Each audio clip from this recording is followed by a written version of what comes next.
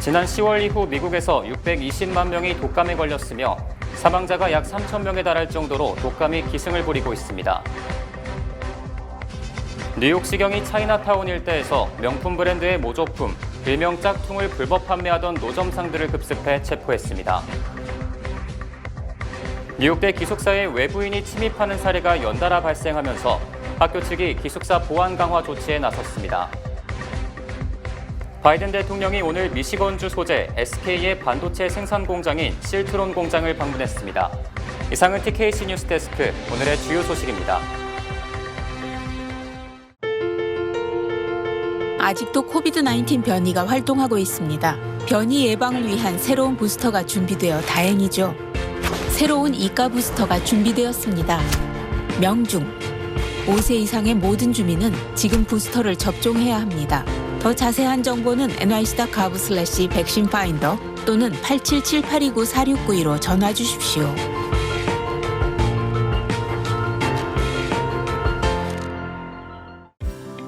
유나이티드 헬스케어는 40년 이상 메디케어 수혜자들에게 서비스를 제공해온 미국 최대의 메디케어 어드밴티지 플랜 건강보험 회사입니다. 유나이티드 헬스케어의 한국어 서비스팀은 다양한 혜택 및 수백여 개의 처방약을 코페이먼트 제로로 제공하는 향상된 2023년 메디케어 플랜을 쉽게 선택하실 수 있도록 도와드립니다. 연례 가입 기간이 12월 7일에 마감됩니다. 1877-718-3682, 1877-718-3682로 전화하십시오. 시청자 여러분 안녕하십니까? 11월 29일 화요일 TKC 뉴스데스크 첫 소식입니다. 지난 10월 이후 미국에서 620만 명이 독감에 걸렸으며 사망자가 약 3천 명에 달할 정도로 독감이 기승을 부리고 있습니다. 연방질병통제예방센터는 올해 독감에 걸린 환자가 이미 620만 명을 돌파했으며 어린이 12명을 포함해 사망자가 약 3천 명에 달한다고 밝혔습니다. 특히 올 시즌 독감 환자 중 76%는 A형 독감의 H3N2 바이러스며 나머지는 H1N1로 조사됐고 두 가지 유형 모두 중증 질환을 일으킬 수 있습니다. 벤더빌트대 대학병원 토드 라이스 박사는 중환자실에서 치료를 받아야 할 환자의 30%에서 40%가 독감 환자며 이들은 대부분 H1N1에 걸렸다고 밝혔습니다. 보건 전문가들은 올해 독감 시즌이 코로나19와 호흡기 세포 융합 바이러스 유행과 함께 이례적으로 일찍 시작됐으며 전염력이 강한 세 가지 호흡기 바이러스와 싸우는 상황이라고 분석했습니다. 뉴욕시경이 차이나타운 일대에서 명품 브랜드의 모조품, 일명 짝품을 불법 판매하던 노점상들을 급습해 체포했습니다. 경찰은 차이나타운의 카날 스트리트와 브로드웨이 코너에서 짝퉁을 판매하던 불법 노점상들 17명을 어제 저녁 체포했습니다. 짝퉁거리로 불리던 이 지역은 보행자들의 통행을 막을 정도로 노점상들이 질비해 문제가 제기됐던 곳이며 주변 지역 상인들의 잦은 신고가 접수됐던 곳입니다. 뉴욕시경은 압수한 위조품들이 샤넬, 구찌, 프라다 등 명품 브랜드의 짝퉁 가방과 시계, 신발 등이었으며 시가가 약 $1,000만 이상이었다고 밝혔습니다. 뉴욕시경은 기자회견을 통해 압수 위조품 중 일부를 공개했으며 짝퉁 제품을 감별하기 위해 명품 제조업체와 함께 협업했고 그 결과 17명의 불법 상인들을 체포하게 됐다고 말했습니다. 이어 혐의가 인정되면 초범의 경우 최대 징역 10년의 형이 내려질 수 있으며 다가오는 연말 연휴 기간 동안에도 계속해서 단속에 나설 것이라고 전했습니다. 뉴욕대 기숙사에 외부인이 침입하는 사례가 연달아 발생하면서 학교 측이 기숙사 보안 강화 조치에 나섰습니다. 뉴욕대 학생들은 지난 한 달 동안 최소 4명의 외부인이 기숙사 보안을 뚫고 침입했다고 밝혔습니다. 학생들의 증언에 따르면 라파에트 스트리트의 한 기숙사에서는 한 남성이 기숙사 보안 개찰구를 뛰어넘어 학생을 뒤따라간 사건이 있었고 또 다른 경우로 3에비뉴 노스 레지던스 홀에서는 한 학생이 잠에서 깨어났을 때 문 앞에서 외부인이 학생을 감시하고 있던 사건도 발생했습니다. 뉴욕대의 학비가 $78,000에 달하는데도 불구하고 이와 같은 안전 관련 문제가 연달아 발생하자 학생들은 기숙사의 문을 걸어 잠그기 시작했습니다. 다행히 4번의 사건에서 크게 피해를 입은 학생은 없었지만 대학 고위 관계자들은 이에 대해 우려를 표했고 보안 시스템 검토를 지시했습니다. 뉴욕대 대변인은 MBC와의 인터뷰에서 우리는 이러한 사건들로부터 경각심을 갖고 보안 시스템에 어떤 문제가 있는지 검토할 것이며 재발 방지를 위한 조치를 취할 것이라고 밝혔습니다. 바이든 대통령이 오늘 미시건주 소재 SK의 반도체 생산 공장인 실트론 공장을 방문했습니다. 바이든 대통령은 오늘 미시건주 베이시티 소재 SK 실트론 CSS 공장을 방문해 이 공장이 외국 기업의 미국 내 반도체 투자 모범 사례며 바이든 행정부가 이룬 경제적 진전이라고 말했습니다. 특히 바이든 대통령은 자신의 역점 사업인 반도체법과 인플레이션 감축법으로 인해 외국 기업들의 미국 투자가 급증하고 있으며 SK 공장을 그 사례로 꼽았습니다. SK 실트론 CSS는 차세대 전력 반도체의 핵심 소재인 실리콘 카바이드 웨이퍼를 생산하는 기업으로 SK는 지난 2020년 미국 듀폰의 웨이퍼 사업부를 4억 5천만 달러에 인수해 미국 기업인 울프스피드, 투식스에 이어 실리콘 카바이드 웨이퍼 부문 3위에 올라섰습니다. 바이든 대통령은 지난 5월 한국을 방문해 삼성전자 평택 공장을 방문했지만 미국 내 한국 공장을 방문한 것은 이번이 처음입니다. 12개 철도 노조 중 일부가 백악관의 임금 인상 중지안을 거부해 최악의 경우 다음 달 철도 마비가 우려되는 가운데 바이든 대통령이 연방의회에 긴급 중재 법안 통과를 촉구했습니다. 바이든 대통령은 어제 나는 친노조 성향의 대통령이다. 하지만 철도 노조들이 백악관의 중재안을 거부하는 상황에서 불가피하게 연방의회에 중재안을 강제할 수 있는 법안을 요청할 수밖에 없다고 강조했습니다. 바이든 대통령은 만약 철도 노조가 파업한다면 미국의 물류가 마비되는 것은 물론 근로자와 가족 등 수백만 명의 생계가 위협을 받게 된다. 연방의회는 자신들의 중재 권한을 행사해야 한다고 주장했습니다. 낸시 펠로시 연방 하원의장도 이번 주 내에 백악관 중재위원회의 권고안을 중심으로 잠정 합의안을 마련해 철도 노조가 이를 받아들이도록 하는 법안에 대한 표결을 실시할 것이라고 말했습니다. 철도노동법에 따르면 연방의회는 공익을 감안해 철도 노조의 일정 기간 동안 파업을 연기하고 노사 협상을 계속하도록 명령을 내릴 수 있으며 외부 중재기관에 강제로 중재를 요청할 수도 있습니다.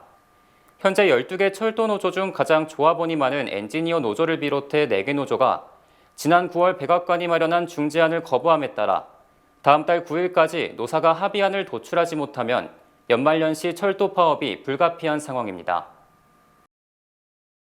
공화당이 연방 하원을 장악함에 따라 연방정부가 각 가정에 경기부양수표를 지급할 것이라는 기대는 멀어졌고 바이든 행정부도 선거가 이미 끝난 만큼 무리해서 이를 추진하지 않을 것으로 보입니다. 공화당은 바이든 대통령과 민주당의 현금 퍼붓기식의 과감한 경기부양 정책과 세수 확보를 위한 증세 등을 모두 중단시킬 것이라고 공약한 만큼 새 의회 회기가 시작되는 내년부터는 정부 지출에 강력한 제동을 걸 것이 확실시됩니다. 이에 따라 최근 여론조사에서 미국민의 63%가 연방정부 차원의 경기부양수표 지급 등 직접적인 현금 지원을 기다리고 있지만 사실상 물 건너간 것으로 분석됩니다. 특히 공화당은 바이든 행정부의 밑빠진 독의 물붓기식의 정책으로 시중에 현금이 넘쳐나면서 물가 상승을 초래했다고 판단하고 있기 때문에 지원을 늘리기는커녕 기존 지원도 더 줄일 것으로 예상됩니다. 다만 공화당은 지난 2008년 부시 대통령 시절 서브프라임 모기지 사태로 글로벌 금융대란이 발생하자 개인 $600, 부부 $1,200를 지급한 적이 있어 만약 미국이 극심한 경기 침체에 빠진다면 현금을 지급할 가능성도 있습니다.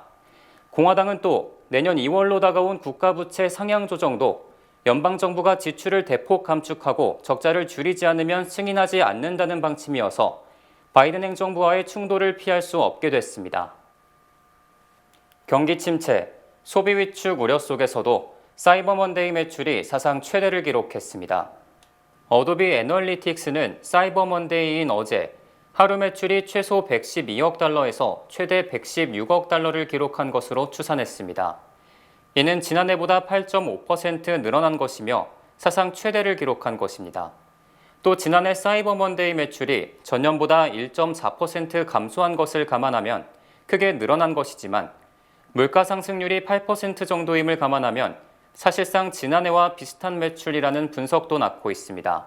어도비 애널리틱스는 일부 소비자들이 사이버 먼데이 할인 폭이 블랙 프라이데이보다 더 클 것으로 보고 사이버 먼데이를 기다려왔기 때문에 매출이 폭증한 것이라고 주장했습니다. 연준 일부 인사가 금리 인상 속도 조절론을 주장하자 다른 인사들은 금리 고정이 더 높아야 한다며 지속적인 인상을 주장했습니다. 토머스 바킨 리치몬드 연방준비은행 총재는 통화정책이 효과를 발휘하기 위해서는 시간이 필요하며 그동안의 공격적 인상을 고려해 속도를 조절해야 한다는 주장을 지지한다고 밝혔습니다. 하지만 바킨 총재는 기준금리의 고점 수준은 수개월 전 생각했던 것보다 분명히 더 높을 것이라며 금리 고점 예측치가 높아졌음을 시사했습니다. 이는 제롬 파월 연준 의장의 주장과 일치하는 것으로 속도를 조절할 수도 있지만 어쨌든 금리는 지금보다 훨씬 더 높을 수 있음을 보여주는 발언입니다. 제임스 블러드 세인트루이스 연방준비은행 총재도 시장의 금리 인상이 둔화될 것이라는 낙관론이 퍼지고 있지만 이는 연준이 더 공격적으로 나갈 가능성을 과소평가한 것이라고 지적했습니다. 존 윌리엄스 뉴욕 연방준비은행 총재가 미국이 적어도 2024년까지 물가와의 전쟁을 치르게 될 것이라고 경고했습니다. 존 윌리엄스 뉴욕 연방준비은행 총재는 물가가 진정되기 시작했으며 물가 상승률은 연준이 가장 큰 지표로 삼는 개인 소비 지출 기준으로 현재 6.2%에서 올 연말에는 5%에서 5.5%로 떨어질 것이다. 하지만 내년 말에도 3%에서 3.5%로 예상되므로 2024년까지 물가 잡기를 계속해야 할 것이라고 전망했습니다. 윌리엄스 총재는 연준의 목표는 물가 상승률을 최대 2% 내로 억제하는 것이므로 이를 달성하기 위해서는 앞으로도 1년 이상이 걸릴 것이라고 주장했습니다. 윌리엄스 총재는 글로벌 수요의 급속 냉각 속에 공급난과 병목 현상이 해소되면서 물가가 진정되고 있지만 여전히 해야 할 일이 더 남아있으며 당분간 제약적인 정책을 유지해야 한다고 말했습니다. 윌리엄스 총재는 다음 달 연방공개시장위원회 회의에서 금리를 0.5%포인트 더 인상할 것이냐는 질문에 아무런 답변을 하지 않아 자이언트 스텝이 아닌 빅 스텝으로 다소 인상폭을 완화할 것임을 시사했습니다. 중국의 강력한 코로나 정책에 반발하는 시위대가 곳곳에 코로나 검사소와 차단벽을 무너뜨리는 영상이 잇따라 공개되고 있습니다. 공안 당국은 시위 확산을 막기 위해 총력을 기울이는 모습입니다. 베이징에서 정영태 특파원이 전합니다. 시위대가 간이 코로나 검사소를 밀어 쓰러뜨리자 환호성이 터져 나옵니다. 시내 중심가로 대거 쏟아져 나온 주민들이 차단벽을 무너뜨리고 수십 명이 힘을 합쳐 철제 울타리를 흔들어 쓰러뜨립니다. 주민과 경찰 사이에 격렬한 충돌도 벌어졌습니다. 경찰이 방패와 곤봉으로 진압에 나서자 주민들도 강목을 휘두르며 저항합니다. 베이징과 상하이 외의 각 지역 대도시의 시위 영상이 잇따라 공개된 건데 무장경찰이 대거 투입되고 시민들의 휴대전화 검사까지 하면서 시위는 다소 소강 상태를 보이고 있습니다. 유엔과 미국, 유럽에서 평화 집회를 보장하라는 목소리가 잇따랐고 홍콩이나 해외 지역에서 동조 집회도 열렸습니다. 중국 내엔 여전히 관련 보도가 없는 가운데 유명 관변 농객들이 나서 외세 개입설에 불을 지폈고 중국 정부도 일부 세력의 문제로 치부하고 나섰습니다. 一些别有用心的势力将这次火灾同当地的抗疫政策相联系。 지난 1989년天安门 사태처럼 번질 가능성도 제기되고 있지만 중국 지도부 내부에 분열이 있었던 당시와 지금은 다르다는 분석이 많습니다. 根本不存在真正的反对势力，它很难真正形成对政府的威胁。 방역당국은 일부 지역 코로나 검사 기준을 완화하고 방역용 철제 울타리를 치우는 등 불만 누그러뜨리기에 나섰습니다. 하지만 시위대 정보 공유 SNS에는 오늘 밤에도 소규모 집회 공지가 올라오는 등 시위의 불씨는 이어지는 모습입니다. 베이징에서 SBS 정영태입니다. 주요 단신 전해드립니다. 올해 25세인 뉴질랜드 출신 여성 골퍼 리디아 고가 5년 5개월 만에 여자 골프 세계 랭킹 1위 자리를 되찾았습니다. 지난 2016년 동성애자 임을 밝히며 조지아주 하원의원에 당선됐던 한인 2세 샘박이 하원 민주당 원내대표로 선출됐습니다. 블라디미르 푸틴 러시아 대통령이 어제 카자흐스탄 대통령을 만난 자리에서 갑자기 오른팔을 움켜쥐는 등 경련을 일으켰으며 이는 파킨슨병의 징후라는 분석이 제기됐습니다. 추수감사절 연휴 마지막 날인 지난 27일 하루 동안 전국적으로 무려 7천여 편의 항공편이 지연됐고 180여 편이 취소됐으며 어제도 3,500편이 지연되고 90편이 취소됐습니다. 트위터 최대 광고주인 애플이 트위터 광고를 사실상 중단하자 일론 머스크가 이 조치가 부당하다며 팀 쿡 애플 CEO를 겨냥해 도대체 무슨 일을 벌이는 거냐며 원색적으로 불만을 터뜨렸습니다. 캘리포니아 주법원이 구글이 앱스토어 수수료를 과다 징수했다는 반독점법 위반 소송과 관련해 소비자 2,100만 명을 원고로 하는 집단 소송을 승인했습니다. 미국의 유명 사전업체 미리암 웹스터가 꼽은 올해의 단어에 타인의 심리 지배, 타인을 속이는 행위 등을 의미하는 가스라이팅이 선정됐습니다. FTX 파산 이후 파산설이 끊이지 않았던 뉴저지 저지시티 소재 코인대부 업체 블록파이가 어제 뉴저지 연방파산법원에 챕터 11 파산 보고를 신청했습니다. 날씨 전해드립니다. 내일은 낮부터 저녁까지 강한 비바람이 예상됩니다. 내일 낮 최고 기온은 56도, 밤 최저 기온은 37도로 다소 큰 일교차가 예상됩니다. 내일 오전 해 뜨는 시각은 6시 59분, 해 지는 시각은 오후 4시 29분입니다. 이어서 주간 날씨와 세계 날씨 보내드립니다.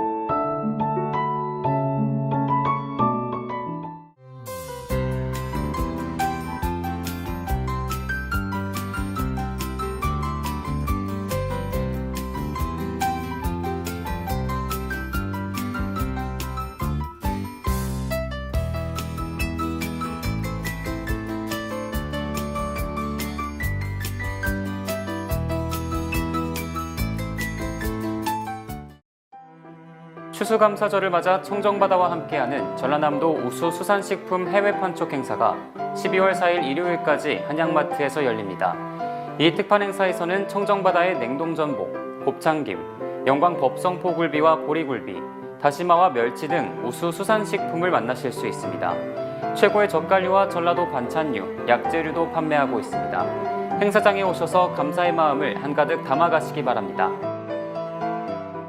11월 29일 화요일 TKC 뉴스데스크 여기서 마치겠습니다. 시청해주신 여러분 고맙습니다.